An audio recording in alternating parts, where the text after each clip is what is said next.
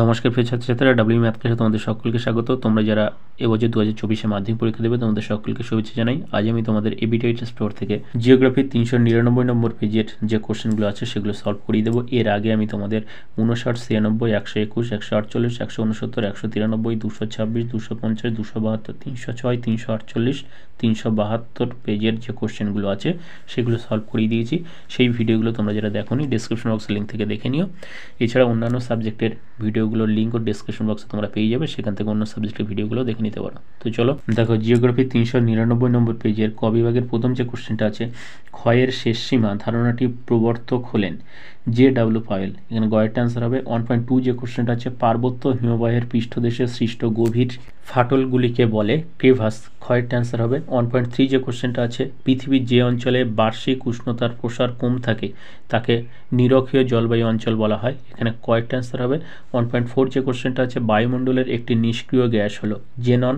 ঘয়েরটা answer হবে 1.5। যে কোশ্চেনটা আছে, পশ্চিমী ঝঞ্ঝার প্রভাব দেখা যায় না যে রাজ্যে, সেটি হলো তামিলনাড়ু। গয়েরটা অ্যান্সার হবে 1.6। যে কোশ্চেনটা আছে, পৃথিবী ও চাঁদের মধ্যে দূরত্ব সর্বাধিক হলে তাকে বলা হয় অ্যাপোজি। ঘয়েরটা অ্যান্সার হবে 1.7। যে কোশ্চেনটা আছে, নিচের যে উৎস থেকে বর্জ্য সৃষ্টি হয় না সেটি হলো সৌরবিদ্যুৎ কেন্দ্র, বায়ুবিদ্যুৎ কেন্দ্র, জোয়ারভাটা বিদ্যুৎ কেন্দ্র।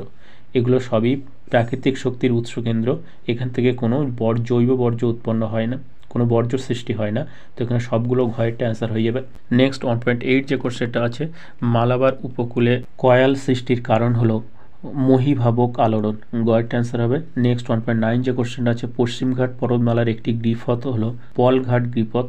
গয়েরটা অ্যান্সার হবে নেক্সট 1.10। যে কোশ্চেনটা আছে, গোদাবরীর একটি উপনদী হলো প্রাণহিতা। গয়েরটা অ্যান্সার হবে 1.11। যে কোশ্চেনটা আছে, ক্রান্তীয় ঘূর্ণিঝড় ক্যারিবিয়ান সাগরে যে নামে পরিচিত সেটি হলো হ্যারিকেন। কয়েকটা অ্যান্সার হবে 1.12। যে কোশ্চেনটা আছে, বলউইভিল পোকার আক্রমণ ঘটতে দেখা যায় কার্পাস চাষে। গয়েরটা অ্যান্সার হবে 1.13। যে কোশ্চেনটা আছে, ভারতের বৃহত্তম আন্তর্জাতিক বিমানবন্দরটি হলো ইন্দিরা গান্ধী বিমানবন্দর। কয়েকটা অ্যান্সার হবে 1.14। যে কোশ্চেনটা আছে, ভারতীয় পর্যবেক্ষণ বিভাগের সদর যে শহরে অবস্থিত সেটি হলো দেরাদুন।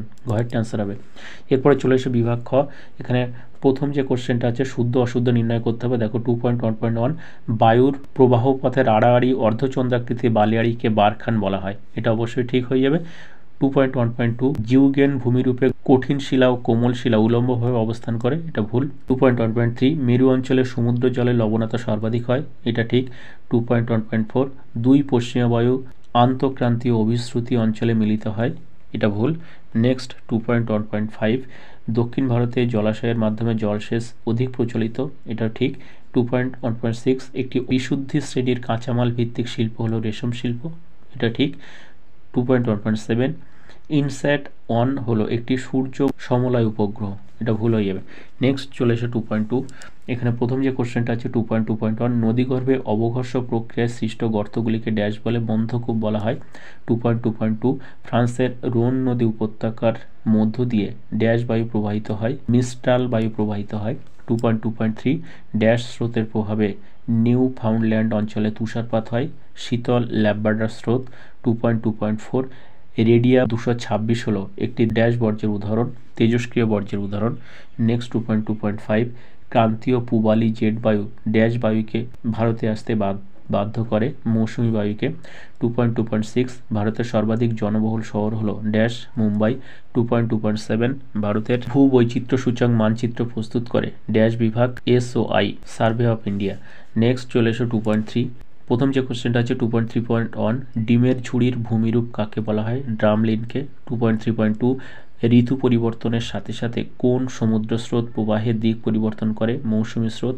2.3.3, আম্রবৃষ্টি কোন রাজ্যে দেখা যায়? কর্ণাটক রাজ্যে। 2.3.4, মরা জোয়ার কোন তিথিতে হয়? কৃষ্ণ ও শুক্লপক্ষের অষ্টমী তিথিতে।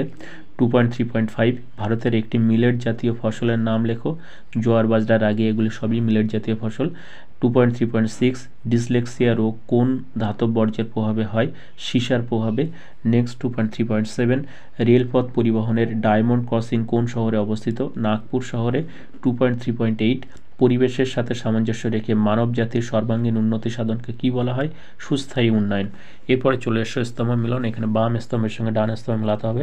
প্রথম যে কোশ্চেনটা আছে, ধ্রিয়ান, এর সঙ্গে মিলবে 3-এরটা রাজস্থান। এরপরে আছে ইস্টোর সদর দপ্তর। ইস্টোর সদর দপ্তর অবস্থিত বেঙ্গালুরুতে, 4 মিলে যাবে। নেক্সট কাপুরথালা, এর সঙ্গে মিলবে 1 রেল কোচ ফ্যাক্টরি। এরপরে আছে মালসিং, এর সঙ্গে মিলবে 2 মৃত্তিকা সংরক্ষণ।